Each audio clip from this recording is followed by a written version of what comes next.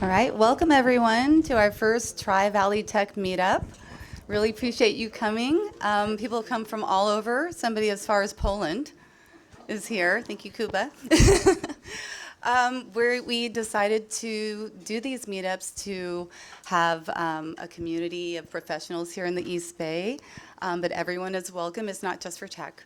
It's anyone is welcome, and we're going to be doing these quarterly, so if you have ideas for speakers or topics, feel free to maybe do a discussion on the meetup.com, or everyone has my email, I think, Nicole at SocialSurvey. Feel free to reach out to me. So let's see here. How to join. This is the Tri-Valley Tech Meetup.com site. And yeah, the next meeting we'll probably do sometime in April. So we have Gabe here. He's going to do a quick intro on SocialSurvey. So SocialSurvey, we're hosting this first meetup, and we'd love to do more of the same. So a little bit about us. Cool. Okay. Thanks, Nicole. So how's everybody feeling tonight? Hey, I want to hear some energy. How many of you have heard of SocialSurvey before? Raise your hands. All right, half the crowd. So how did you guys hear about it? Was it from Nicole's awesome advertising? Perfect. Well, we welcome everybody here. Quick pitch. We are a customer experience platform, and what we do is we help all of our clients win local by really powering up their brand at every level of the organization. We want all of them to win, and we want to get their happy customer's voice, and we want to amplify that and post it everywhere. So I'm one of the sales guys here. Feel free to talk to me or anyone here. Scott will be our keynote speaker today as well. And so just wanted to introduce the company and welcome everybody here. Thank you. Also want to mention Bria. We sublet space to Bria. They are a startup incubator, AI-based startups, and unfortunately Les couldn't be here tonight. But if you want more information, Les is our executive director of Bria, and his email is datasci@bria.io. So I'm sure it's on the website too. With that, we're going to start. Oh, we do? Where? Who? Is Dan here? Oh, yay. So Bria is primarily actually an accelerator. Sure. Bria is primarily an accelerator, and so it has a formal 13-week program that takes a startup, typically at an MVP level, a minimal viable product with 3 to 4 or 5 kind of people working on it, and helps educate them as to how to raise money and how to describe the company not only to its customers, but also investors. It ends in kind of an investor day, and its goal is to help that startup company raise at least $500,000. So there's a whole network of mentors that volunteer their time to help startups in that arena. Go to bria.io to find out more about Bria. They do their accelerator program twice a year, and I think right now we're between the 2 programs. So if you have a startup that doesn't cost you anything, they just get the rights to kind of invest at the same level as the investment you get at the end of the program through the context they help you make with the investment community. So any questions? And feel free to reach out to Les or myself. I'm happy to help answer questions about Bria. Thank you so much. We're going to do a quick raffle pull, your raffle ticket. So, really not looking. We have Melissa.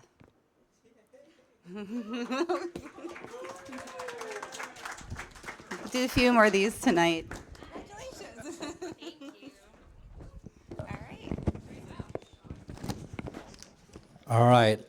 Well, I want to introduce our fearless leader. He is our CEO of SocialSurvey, author, writer of the CX 2.0 Create Wow Customer Experience book, which is going to be available on Amazon and Audible. Let's welcome to the stage Mr. Scott Harris.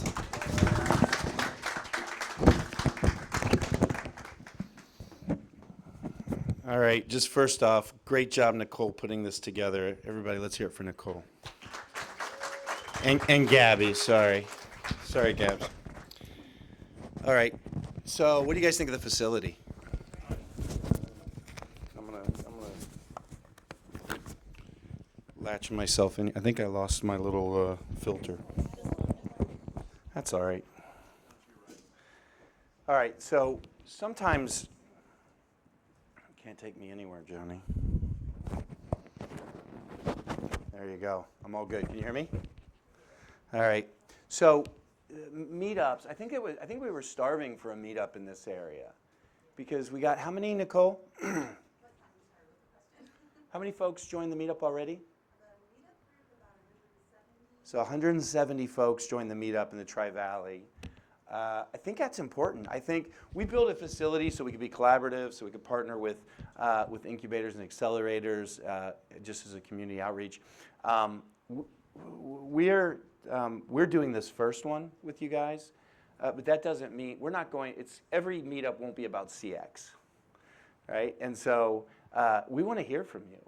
If you have something you want to talk about, something important to you, please recommend other folks for the meetup. We built the stage, but that doesn't mean that we have plenty of space. We can do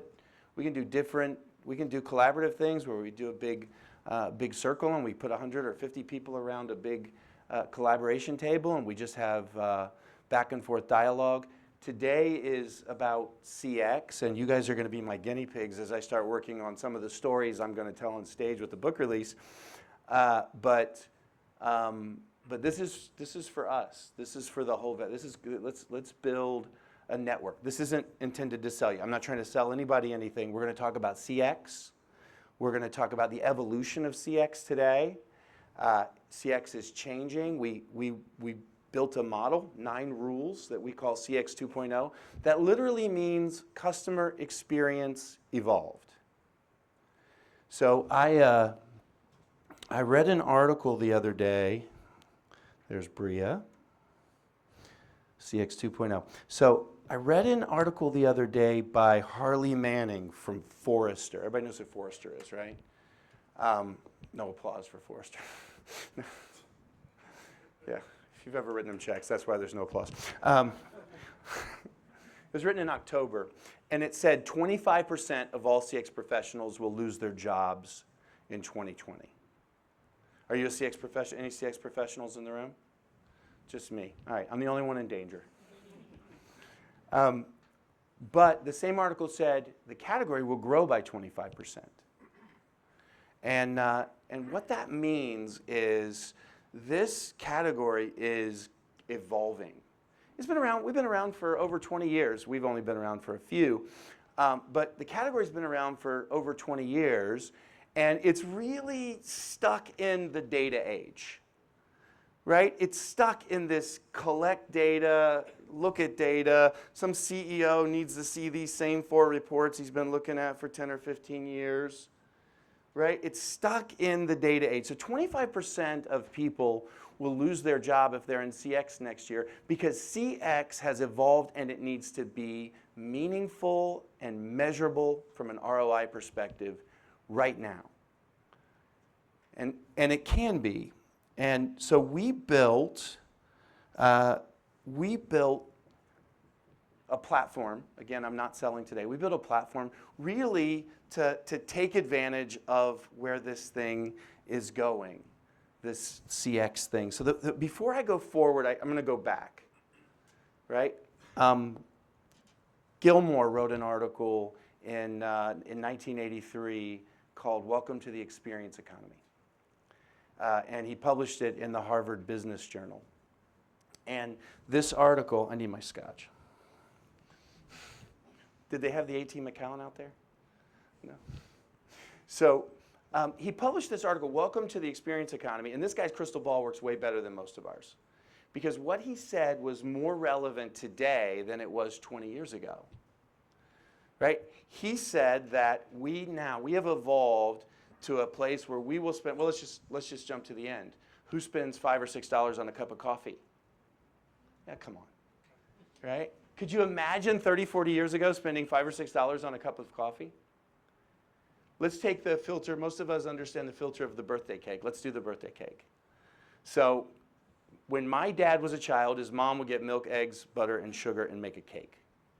Had 2 dimes in the whole thing. Right? When I was a child, my mom would go to the store and get that box mix. And for the ease of color by number instructions and perfectly mixed ingredients, she'd pay about $1.50 for my birthday cake.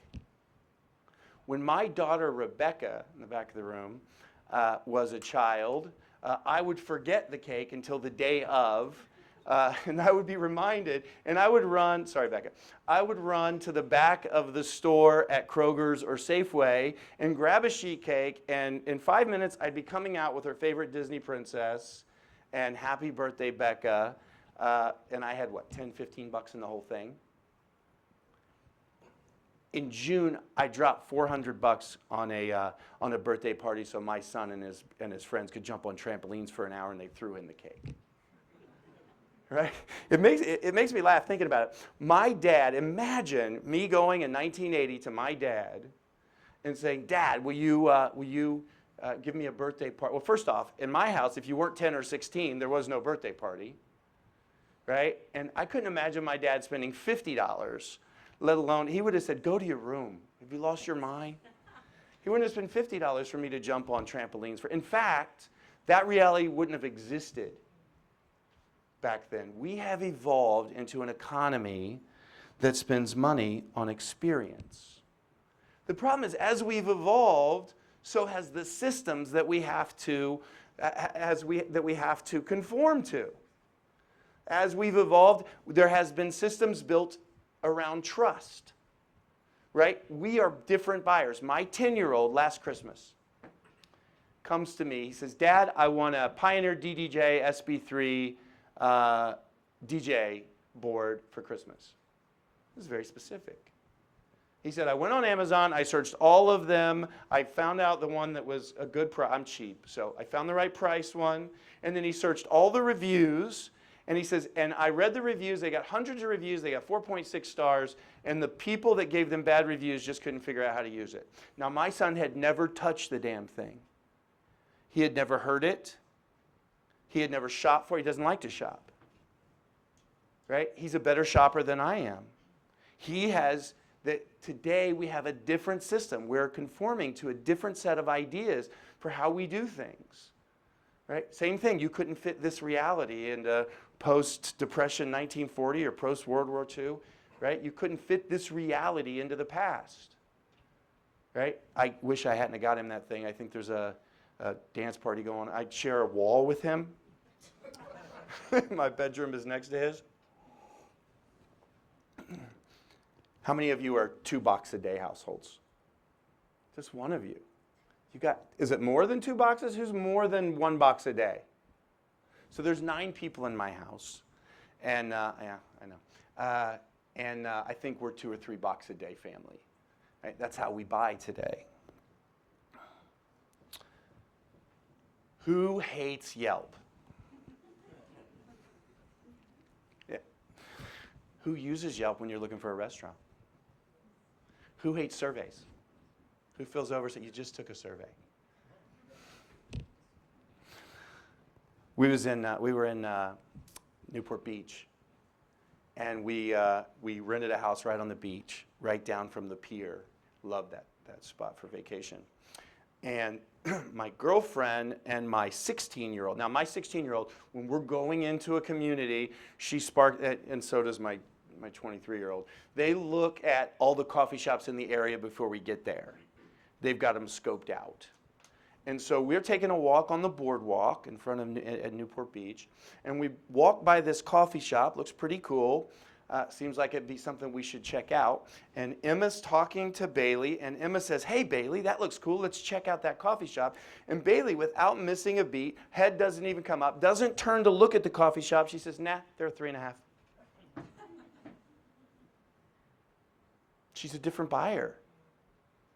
Now, this place probably only had 15 or 20 reviews. They probably weren't managing it. And the people that had come there, that had went there on their own, said, it's okay. Right? But down the way, there was somebody managing that online. And they had hundreds of 5-star reviews. And they got our 9, or what do we get? 3, 4 hot chocolates, 2, 3 cappuccino, crap of something, and My Hot Tea. They got our 9 orders every morning, sometimes twice a day, because, I mean, the last place could have been great, but they didn't have it. You see, we now have to manage a whole different set of rules, right? CX has changed. It's not just data anymore. And so because of all these things that we have to manage to, CX departments around the country have turned into box checkers, right? A salesman loses the big deal, calls the CEO. The CEO walks down and says, I lost a big deal because of our Google reviews. They're awful. We got to fix that. So the CEO walks down the hall, sticks his head into Stephanie, the head of marketing's office, and says, we lost another big deal because of our Google reviews. We couldn't afford to lose that deal. Fix it. And that's how it starts. And so Stephanie chooses Podium because they fix Google reviews. And then down the road, they open a bunch of locations, and then they hire Yext because they need business listings. And then the board wants customer insights. And so they hire Qualtrics because they need insights from their customers. Then they go to Employee IQ because they want more employee-level insights. Then they go to SAP or Peakon or SAP SuccessFactors because they need employee-level engagement. Check, check, check. CX is no longer data. It's one thing. But so many companies today, I was in Caliber Mortgage, #2 lender in the country last week. And they put 12, 15, I don't remember how many, but over a dozen executives in the room around the table. And as we're talking, and we're talking about the data we're going to need to roll out the program and all the business outcomes we're going to try to drive and everything we're trying to connect to their CX program, they kept talking about this guy in the corner. Oh, you'll get that data from him. Oh, that data will go to him. Oh, he'll give you the API. Oh, we'll connect the FTP that way. Oh, he'll integrate with Tableau or whatever. Right? And so I stopped the meeting at one point and I said, you've been doing the data thing for a lot of years.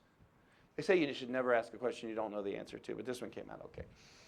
And I said to him, you've been doing this for a lot of years. You've got a lot of data, right? Lots of tons of data. You know, he lifted his chest up. Yeah, data. And I said, can you give me one insight in all your years? He was a Capital One. Then he moved. Then that whole team moved over to the lender. And he said, in all your years and all your insights, can you give me one transformational insight that you got from the data that you were able to apply to the business and affect real change, have a real impact in the business? Now I know those exist, but he said, I can't give you one. That's why you're here, he said. I can't give you one. And so we have that's sort of a picture of the future of CX. It's one thing. It's not today. There are people that focus on one thing at a time. Lots of companies, very few companies solve more than one thing. But we believe that it's not reputation category. It's not customer feedback and data. We believe it's an experience category. It's about mapping your journeys, picking the seminal journeys, figuring out which journey is the most impactful, mapping the interactions with that journey, focusing on deploying products within that journey, and then figuring out how to drive business outcomes from there, not just data. The data should improve the data. That sounds ridiculous, right? But the data should improve the data. The data put in motion should drive business outcomes, which drives behavior, empowers better data and better business outcomes. We'll get to that in a second. I would divide this category into 3 basic pillars. Data, Qualtrics, your Merit CX, your companies that literally come in and you pay lots of money to build you data collection methods so you can start reports. The second one we talked about was behavior. Companies that engage employees and power better customer experiences and better employee experience through their engagement exercises. Peakon, SuccessFactors, Stella. And then there's the outcome space. If you thought about it, every one of you could probably give me 10 companies in the outcome space. We do listings, business listings management. We do third-party reviews. We help you win on Google reviews. We are brand watching. We help you collect what people are saying about you online. We are Smarsh, and we help you monitor what your people are saying. This is a highly commoditized pillar, and we're tracking over 400 people in this pillar alone. And we know there's over 1,000 companies that are box checking one at a time in this pillar. So let's do it. Let's have some fun with this. I would love to hear what you think. Let's do the Yelp exercise with where people put their money. So the Yelp exercise is the dollar signs, right? Where do you think, okay, so $4 signs being, I have 9 people in my family, so I can't afford it, and $1 sign being inexpensive. Where do you think the data pillar, how many dollar signs would you put on the data pillar? 4? 4. Believe it or not, the one that just collects data that sits there on a report is the one that companies still overpay for. I was talking to a company the other day at a CX event, and this company, this lady told me that they built this massive survey with Qualtrics. And she paid hundreds of thousands of dollars for the consulting services to figure out how to ask the questions. And then, over the course of the year, and by the way, almost $2 million she spent for this. Over the course of the year, she got 600 responses. She paid, that's $30,000 per response. And they weren't unhappy. They had the voice of their customer. They were at customer-driven decisions. But she hadn't made any decisions yet. I suspect it's because she only had 600 data points from 600 customers. Behavior. People that will come in and build programs to help you engage employees at another level. How many dollar signs? 3. You guys know the damn answers to these questions.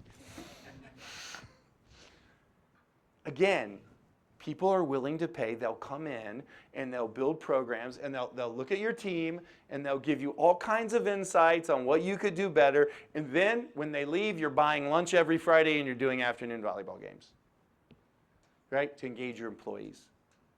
You're doing some exercise to make employees feel better about their jobs.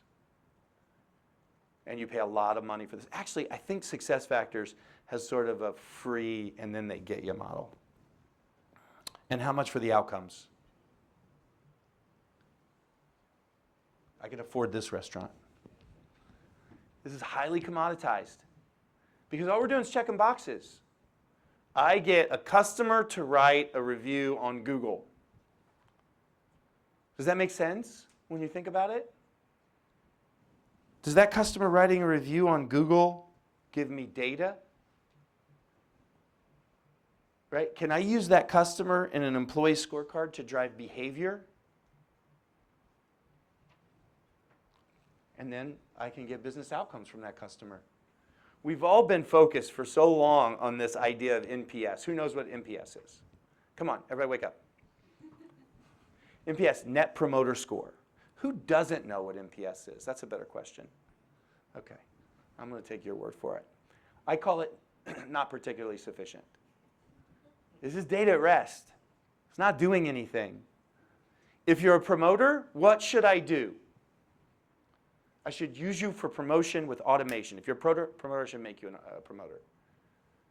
What good are you on a report? If you're a detractor, what should I do? I should make you a promoter. I should fix it right now.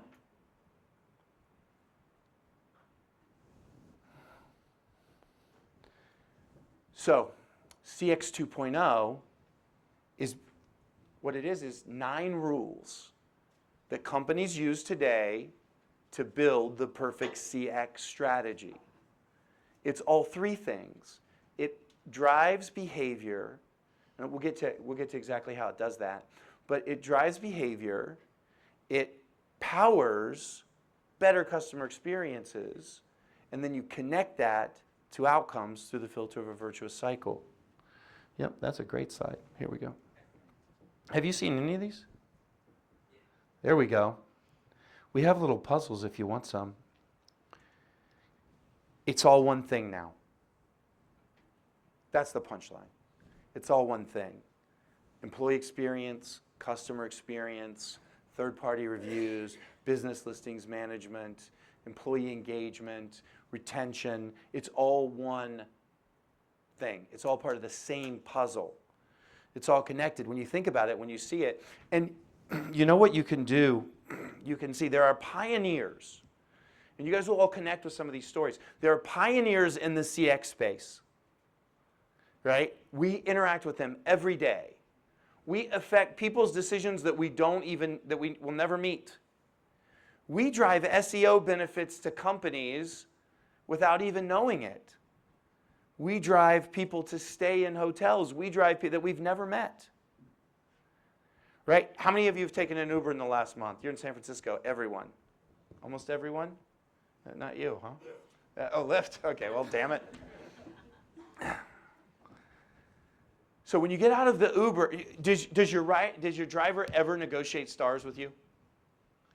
He ever negotiated stars with you? Yeah, every time.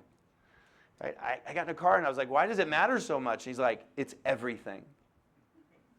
And I'm like, it's everything. The guy had a TV, like an iPad set up with a TV and a channel controller and chocolate and every kind of charger and water bottles. And all I care about is the 5 stars. He said, if we drop below 4.6 stars, we lose our job. The data improved the data. He said, in some markets, they're piloting the ability for riders to choose their driver based on star rating. They're baking the entire behavioral deck of cards into the Uber app. If you are upset, have anyone ever been charged $5 for canceling a trip that you shouldn't have had to cancel? In 30 seconds, they'll give you your money back if you hit the dispute button. Instantly. Right? These guys have complaint resolution down. They have accountability down. The driver loses their job if they drop below a score. They've got drivers. They now have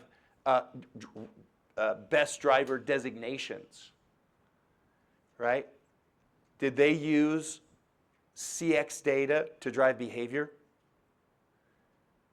So if you go back to the 3 pillars, they found a way to have the data improve the data.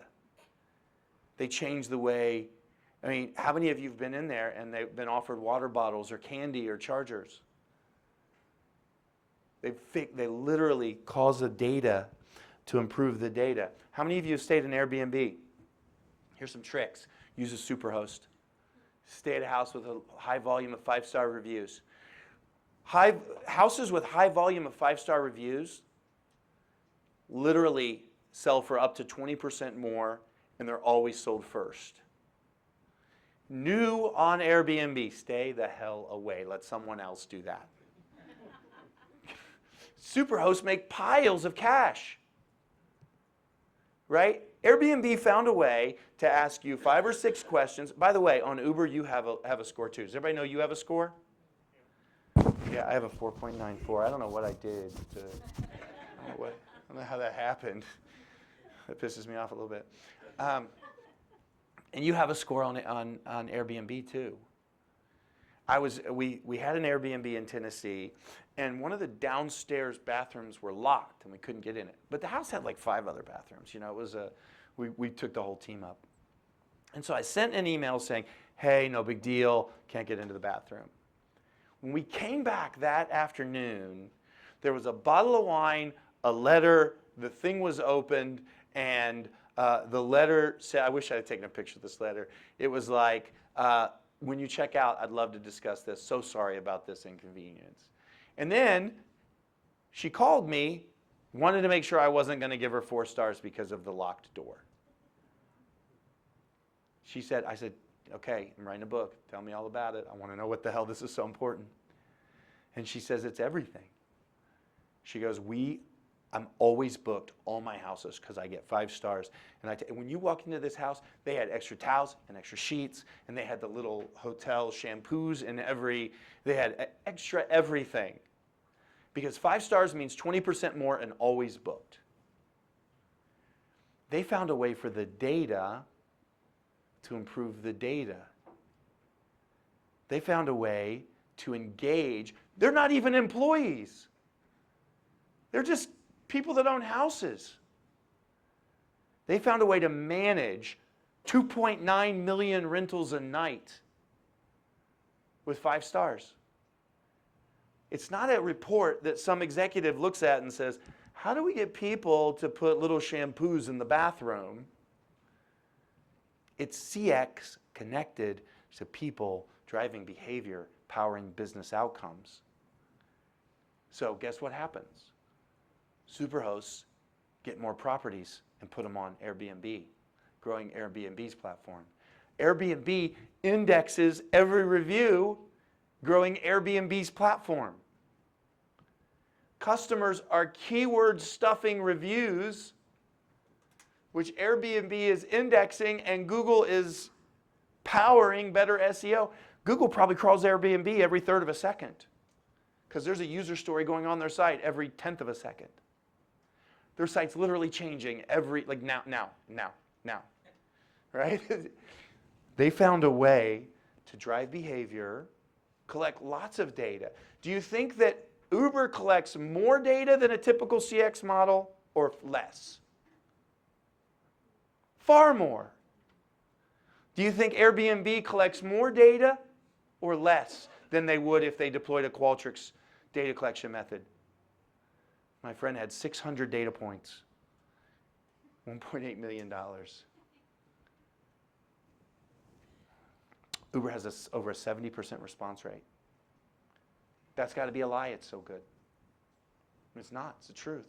But that's how ridiculous that is. Apple just came in, got into the game.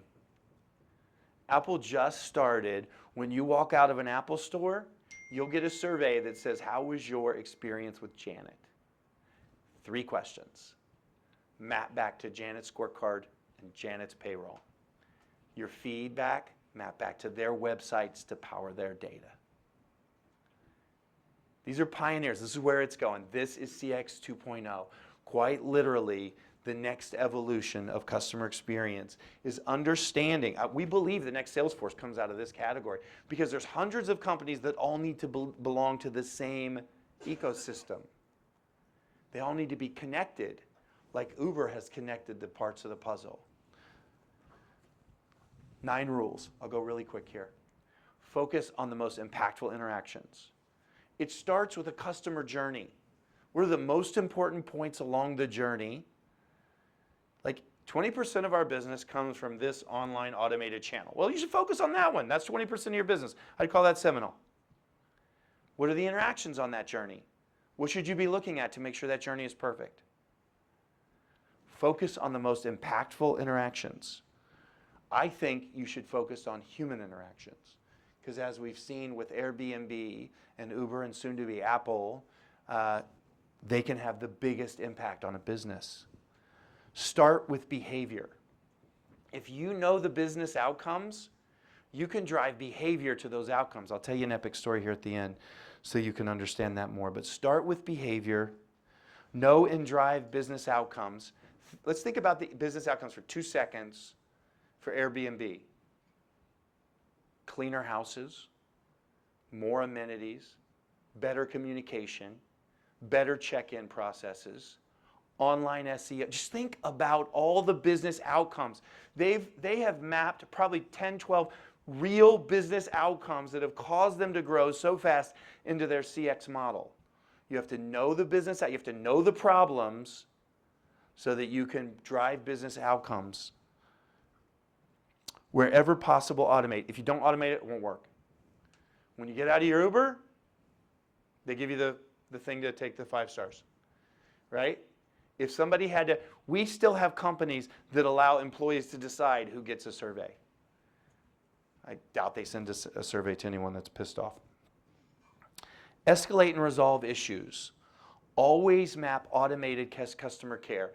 If the customer checks in at the rental car counter, before they get to their car, you can ask them how their experience with Janet at the counter was. They can tell you their experience in 1 or 2 clicks. They can tell you the car they just sat in is dirty. You can get them before they get to the gate and get them another car or run their car through the wash.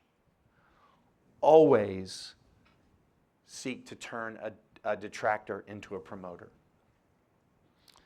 Manage consistent content and consistent location data. This is where we started, right? You have to make sure that you are winning everywhere that matters online. It's one thing to collect data. It's another thing to collect data and connect it to the world, like Airbnb has. Collect and share feedback. Customers use primary search terms in their reviews, in their feedback. We have one customer, this little insurance broker, that has 340 Google reviews. The word insurance is used 400 or 500 times in the customer's feedback. The word homeowner's insurance is used lots of times. The word car insurance is used. This tiny little broker, this tiny little 6-man shop in San Diego, if you search for an insurance broker in San Diego, they come up in the top 3 every time in a major market with 8-10 million people. Tiny little broker because they have a large volume of local customers stuffing keywords. I use Jack. Jack is great. He handles my homeowner's insurance. We just switched to so-and-so.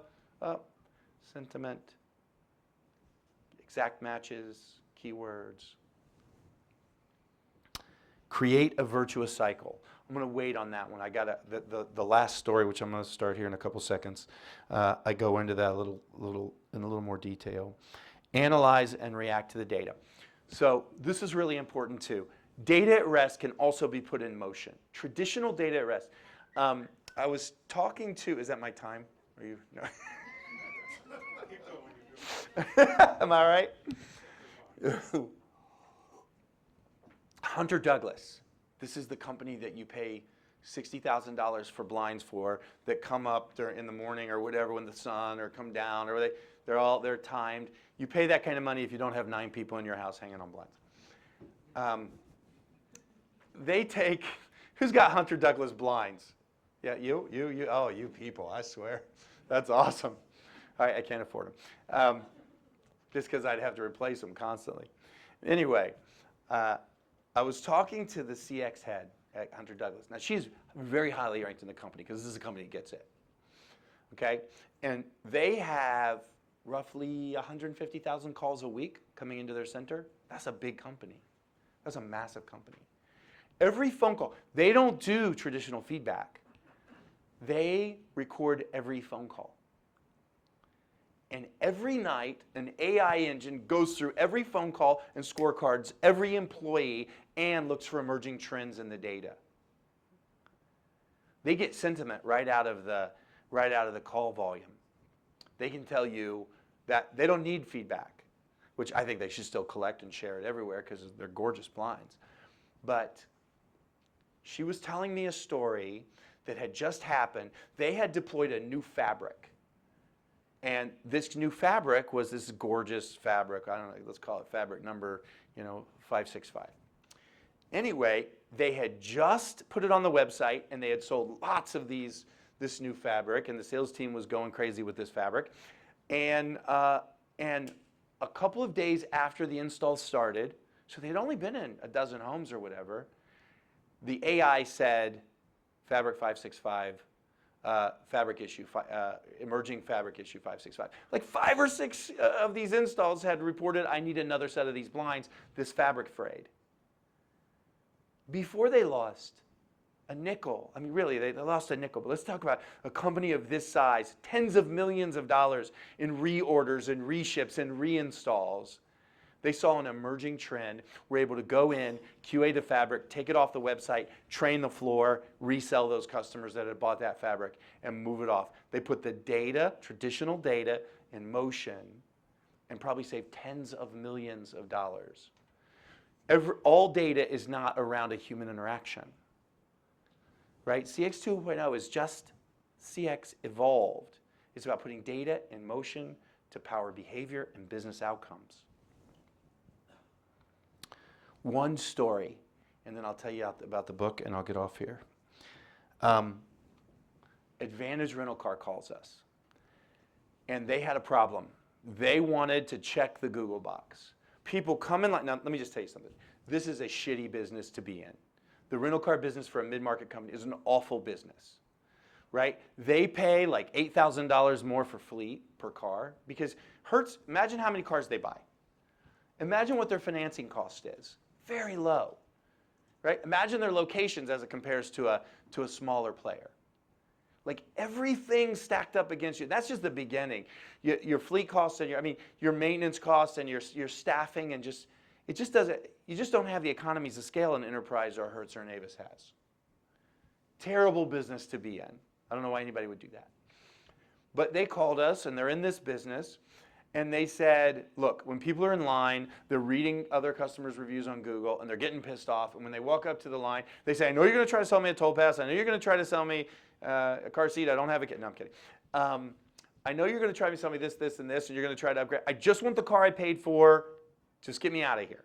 So they're pissed off when they get to the counter. And the only way these companies survive is by upselling.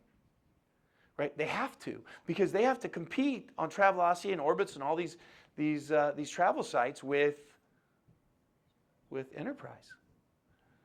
And so they said to us, can you just get Google reviews?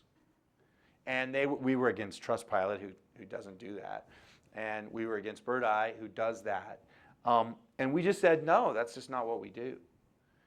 I said, we would want to come in and build a program to fix the core problems. And they laughed. Here's a company who basically was saying out loud, we're really shitty and we're okay with it. Let's just fix this. Right? It's too big of a hill to climb for them. They know all the problems that they had.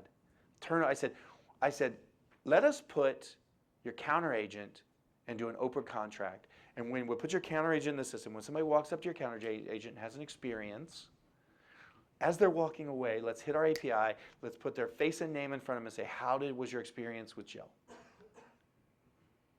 You're not putting our people in your system. They turn over too fast. We'd constantly be putting new people in our system. I said, let us do a pilot. And so we talked them into a pilot. Now here's our before. Across all their locations, they had an average of 1.8 stars on Google. 70 plus locations. They own 2 brands. They had a 2% survey completion rate and a negative 25 NPS. They were collecting data from about 25,000 customers a year, and they only had good customer contact data on 47% of their customers. So I probably don't have to tell you, this is really bad. In addition, 70% of their business was coming from the OTAs. They were churning a customer every 1.5 visits, right? They almost never got a customer twice, right? Which means you always have to rely on the OTAs, the online travel agencies, Orbitz, Travelocity, these guys. And so when you walk up today, by the way, we did a pilot. It was a successful pilot. We rolled out with the whole company. We now do an open contract survey, a voice of employee survey, and a closed contract survey. When you walk up to the counter now and you have an experience with Jill, we ask questions that Jill can control the outcome. When we got started, they were like, customers won't give us their email address. And the email address from Orbitz says, do not email at orbitz.com because they want that customer back. They don't want to give you, and then the agents who weren't motivated to give you good data said, they won't give me their email address. Which is bullshit. They will, but you have to motivate. So we built a scorecard that the agents on open contract, when you had an experience with Jill, engagement measured by completion rates. Engaged customers will take a survey for Jill. Data We scrub and bounce, scrub the data for quality data and sentiment. Are the customers happy? And we ask the customer on open contract how was their experience with Jill? Did she explain the fees? Did she, right? We took the core problems we were having in the business and mapped them into Jill's scorecard. And then we changed Jill's payroll and made 20% of Jill's bonus payroll based on her scorecard. How do you think we did? It's epic. It's literally epic.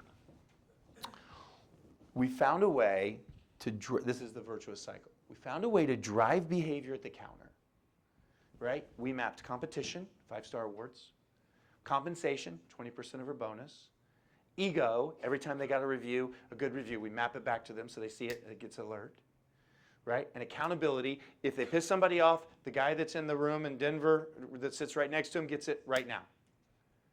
So he can get on the phone with the customer, he can make it right. So the entire behavioral deck of cards was mapped, so that powers better customer experiences. We then took all of those customers and mapped them online to fix their online reputation. Since data was a part of the scorecard, we got agents to clean up the data, and then we mapped those customers. We built custom audiences and built online retargeting methods and to win those customers back a second and third and fourth time.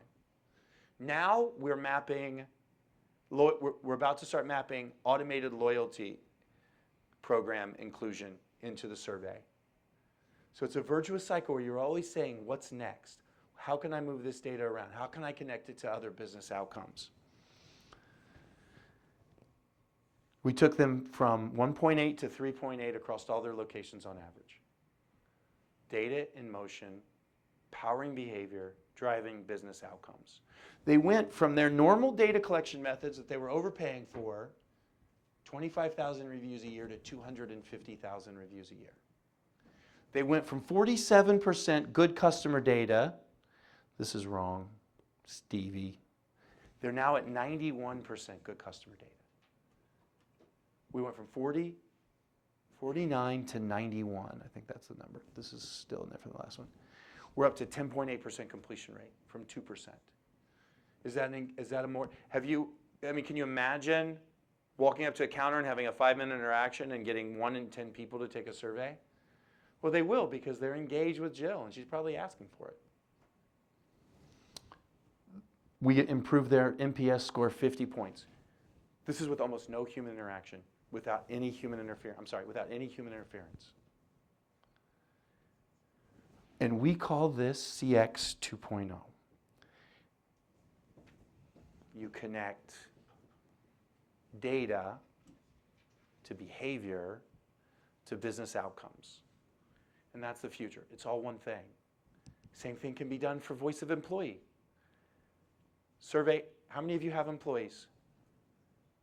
Survey your employee at the recruiting and boarding phase.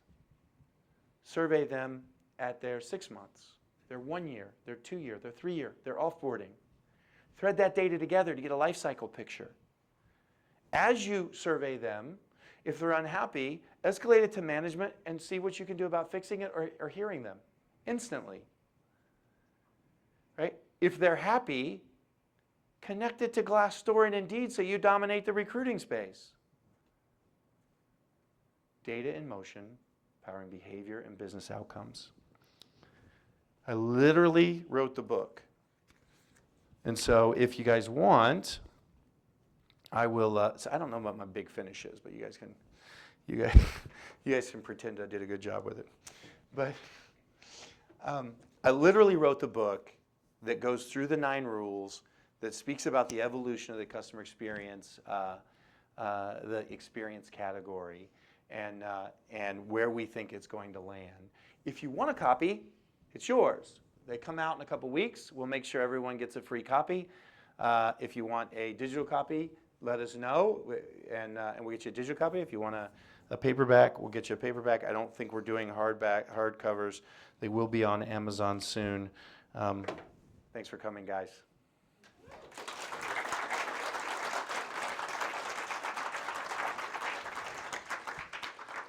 I'll do some Q&A if anybody has anything they want to. Yes, sir. You're not from Qualtrics, are you? So I graduated like around a year back, and I did my thesis on unstructured visualization, unstructured data visualization, and I came through a term called gamification, and I just want to know your views. How important is gamification in terms of customer experience? Yeah, so it just depends. We believe that with customer experience, that literally Uber has gamified customer experience. We believe, I mean, if it's a stretch of using that word, I probably couldn't hold a conversation with you. I think I'm not smart enough to be in the conversation. But if gamification means using the behavioral deck of cards to power business outcomes, then it's 100% important. I also think that assigning attribution to data and putting that data in motion based on those attributes also really important. But you had me at hello. It's if gamification. So what would you say about Uber? Have they gamified it, or we're not quite there yet? No, we are not. Okay, talk to us. I can give two examples. Good. One of it is I am I'll add them to my next presentation. So I use a Fitbit, and I have an application called Achievement. Mm-hmm. So whenever I synchronize my data of my number of steps that I take, or I track my heart rate, and I upload it to the Achievement tab, they pay me in terms of points. For every 10,000 points, I get $10 credited into my bank account. So we have customers. That's brilliant. We have customers that literally are doing point systems for completion rate and for feedback and for other metrics to gamify it even further. It's funny. Advantage Rental Car, some of those agents make $2,000 a month just on voice of customer, just on the feedback piece of their bonus. And the point systems can be more meaningful.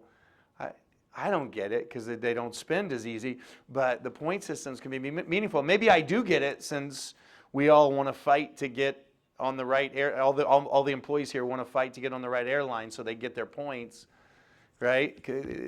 We're kind of driven towards those kinds of systems. Give me the other example. It kind of ignites the temptation when the gamification is applied in these kind of.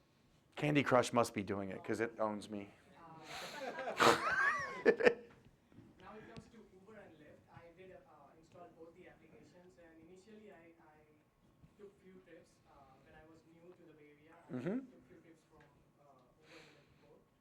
I used to see whichever is the cheaper one, but once my frequency of taking the trips got decreased, they started adding up some kind of discounts, like for the next 5 trips you get 25% discount on your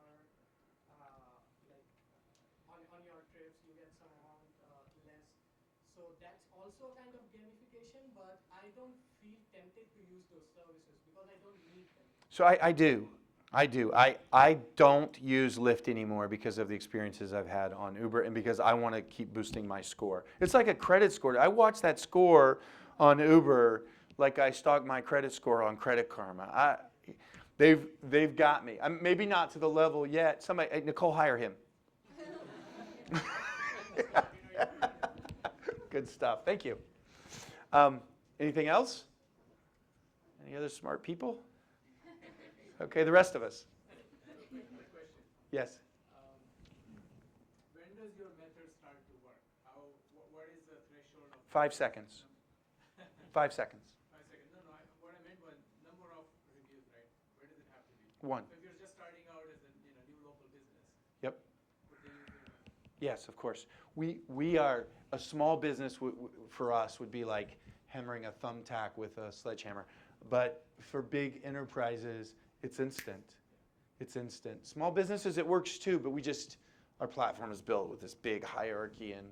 But quite literally, in the mortgage industry, we've built a template that you close a transaction, we survey them automatically, we collect the data from the customer, We boost the ego of the sales guy by telling him how great he did. We share it on his Facebook, Twitter, LinkedIn. We connect it to LendingTree, Zillow, Google. We connect that review to his website. We connect that review to Realtor.com and Homes.com for the lead service. We connect everywhere you go. Movado. I mean, I can give you, there's 20 different places that our reviews go, right? So we build one template to power, and so right away, one review everywhere. Driving more business to that guy, ego, changing the way he thinks about himself, changing the way, we have people, when we start with a lender, they start by, what are you going to do with all the negatives? Right? That's like a headache. When you have a headache and you take Advil and the headache goes away, you forget you had a headache. 3 months later, they're telling us they've always been a customer service first company, right? No, that's not the way we started.